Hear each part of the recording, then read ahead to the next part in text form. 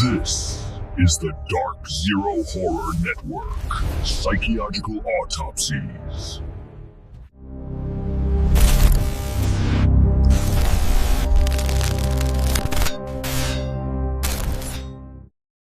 Explorers in the further regions of experience. Demons to some, angels to others. It really is. It really is. Yeah. And if you recognize that that very precise, very chilling self-description, you know exactly where we're going today. Deep. We are wading into the deepest, darkest waters of horror lore. But we're not here for, jump scares. No. Our mission is to cut right through the surface core, the image of Pinhead, and really extract the complex, the unsettling system that governs the Cenobites. Exactly. For you, the listener, think of this as us trying to understand the cosmic architecture of their horror. We're going beyond just the pain to analyze the actual rules. Rules, yeah. Our origins, their, unbelievably strict code of engagement, and the specific mechanics of how they operate. This isn't chaos. It's a form of meticulous cosmic law. And to start defining that dark sort of legal framework, we have to establish the hierarchy. So the Cenobites are officially the servants of Leviathan. But Leviathan isn't just, the devil. No, not at all. In this context, the sources are very specific. He's the god of flesh, hunger, and desire. Which is such a crucial distinction. It is, because that connection to flesh and desire means they're perfectly tailored to punish human excess. And, the theological implications run deep. How so? While Leviathan himself is sometimes theorized to be a fallen angel, which puts the Cenobites' service in a whole new light. Right. And they get different aliases depending on who they meet. Pinhead gave us the famous angels versus demons thing, but Macaluda the witch, she had the most accurate title. Which was? The surgeons. The surgeons. That is perfect. It just captures the precision of what they do. It really does. Okay, so before we grab our hooks and chains and really dive into this material, because we are getting detailed today, just a quick, honest ask to you. If you appreciate this level of, in-depth exploration, taking these complex sources and breaking them down, please just hit follow or subscribe to the deep dive right now. It really helps. It is genuinely how we keep the lights on in the Labyrinth for future explorations. Well said. Okay, so let's unpack this, and let's start with their home. Where does an army of organized, mutilated torturers actually live? They hail from a very specific place called the Labyrinth, which is like the heart of their hell. But it's not a fire pit. Not at all. It's explicitly described as an interdimensional monastery.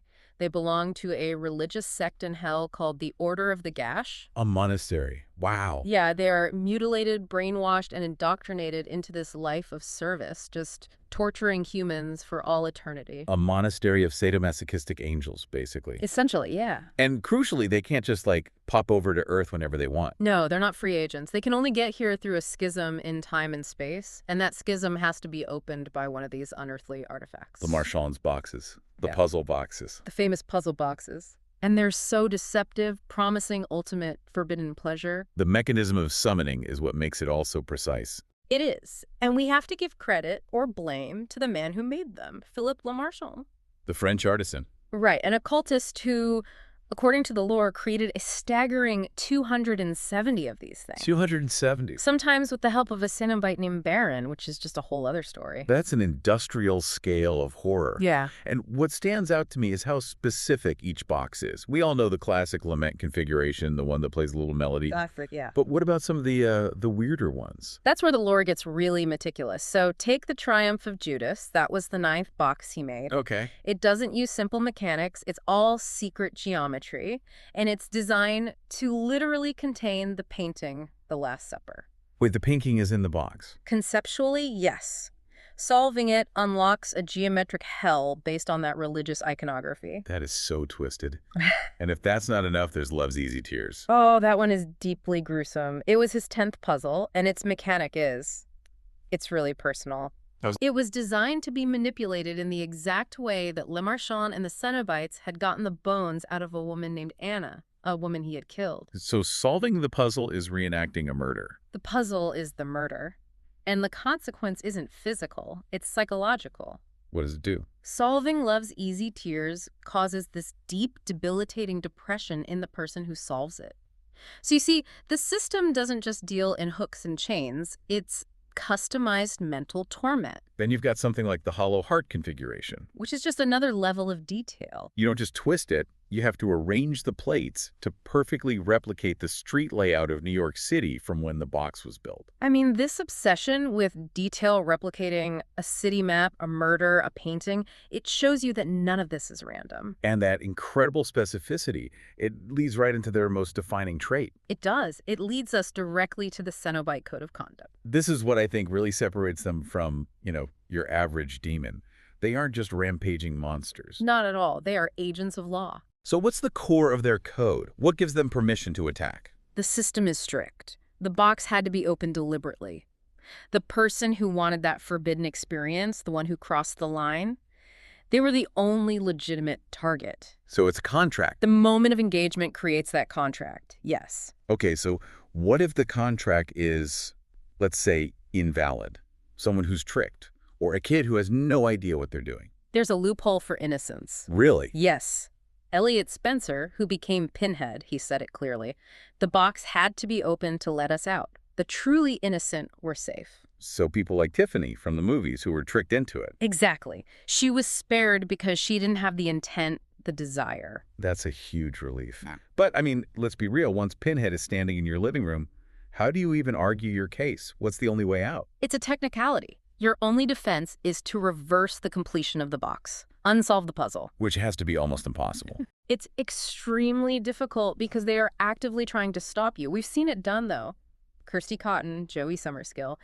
It takes immense presence of mind while you're staring into hell. This is where it gets really interesting for me. It ties back to what you said about the Labyrinth being a monastery. Mm-hmm.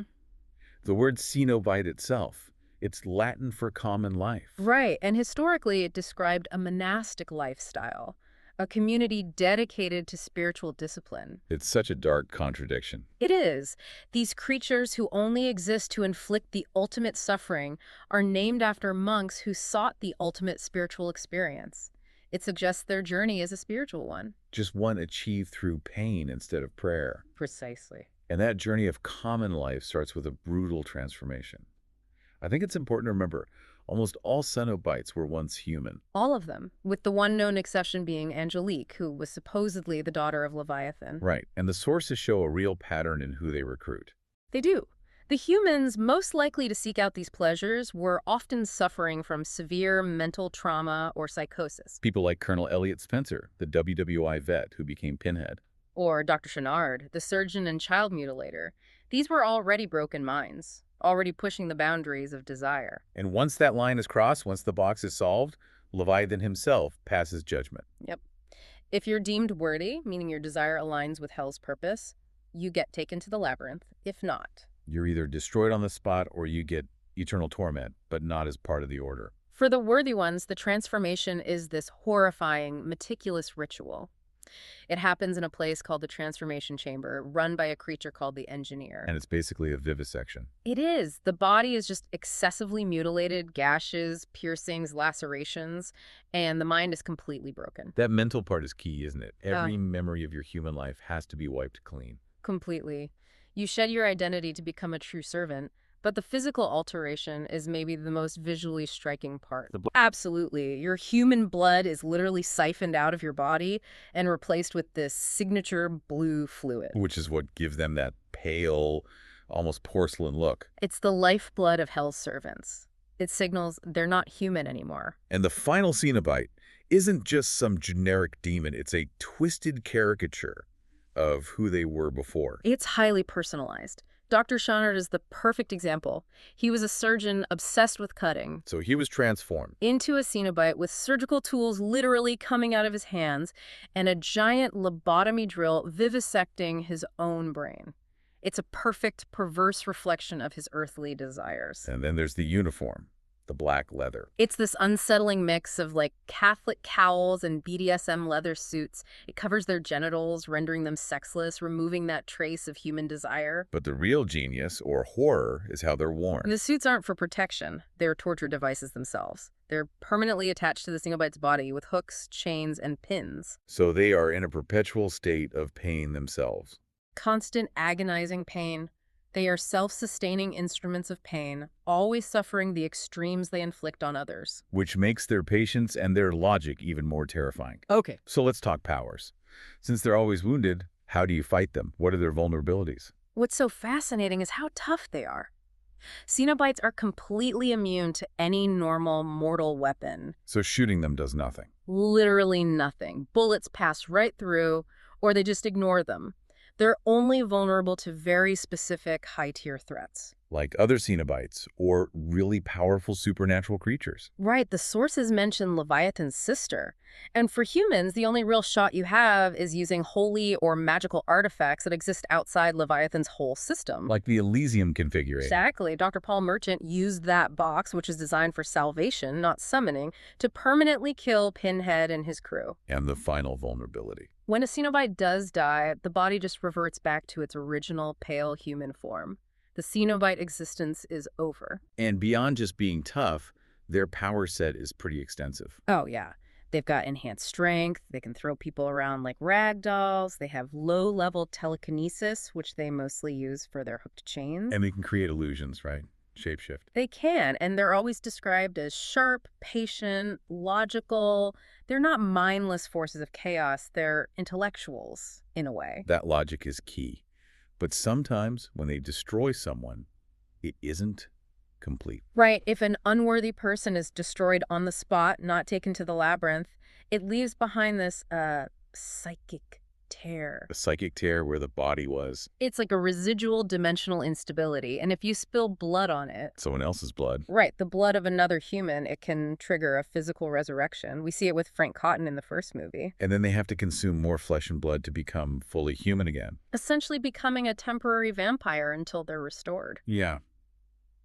So, despite this highly controlled system, they're not just drones. There's room for dissent. There is. Cenobites can go rogue. They can question authority. The sources mention guys like Alastor or Doomsayer trying to rally dissidents. But I imagine Leviathan doesn't take kindly to that. No, these rebellions are always short-lived. The system, because it's so logical and orderly, crushes them, usually by sending other Cenobites to destroy the rebels. Even hell requires discipline. That tension is what makes this so good. And to show how deep the lore really goes, we have to talk about one of the ancient ones. We have to. A Cenobite who really demonstrates how their law is applied. Grillard. Grillard is something else. He's from the comics, and his design proves not all Cenobites are as sleek as Pinhead. Not even close. I mean, his description is just incredible. He's huge, bulbous, lumpy, with a split head held together by stitches. And the piercings are horrific. A corkscrew through his nose and a connection from his mouth to 2 of his 4 exposed breasts. And he has a mangled dog as a pet. Even Cenobites need companions, I guess. So Grillard's first appearance is way back in 1222, during the 5th Crusade. Yeah, he was summoned by a lady Carillion who solved the box out of despair when her husband, Count Killian, tried to intervene. He steps in front of the box. And Grillard uses Hell's spears to literally turn the Count into a kebab and drags him to the Labyrinth. The contract was made, a body was required. But his later appearance is a much more complex lesson about their code. It really is. It involves a gang leader named Curlis who wanted to use the box not for pleasure, but as a weapon. He wanted to use it to win a turf war. Exactly. He was trying to use Hell's artifacts for his own selfish, mortal gain. And even though he didn't solve the box the second time, his intent was malicious. His intent to manipulate their system was enough. It was. When he tried to get rid of the box by kicking it, it reopened and Grillard and his crew appeared. And they took him. They seized him because he had violated the sanctity of the artifact by trying to use it for personal ambition. It shows they punished not just hedonism, but the misuse of their system. So if we connect all these threads, the big picture is what? The big picture is that Cenobites are not mindless slashers. They're meticulous, logical beings. They operate under a complex system of law designed to punish the excessive pursuit of pleasure and the selfish manipulation of their power. They really are the ultimate expression of that tension between pain and pleasure. Absolutely. So what does this all mean for you, the listener? The lore really forces you to question desire itself. The Cenobites are judges who take people who push the limits of experience and make them experience the ultimate limits of pain. It's cosmic punishment that is perfectly tailored to the crime. It proves that hell is a bureaucracy. It does, which I think raises an important final question. Given that they're bound to these boxes and only target those actively seeking forbidden things, does this whole precise legalistic system represent a dark, twisted attempt by Leviathan to impose a strict form of cosmic law and order on our chaotic, messy mortal realm? Something for you to chew on until next time.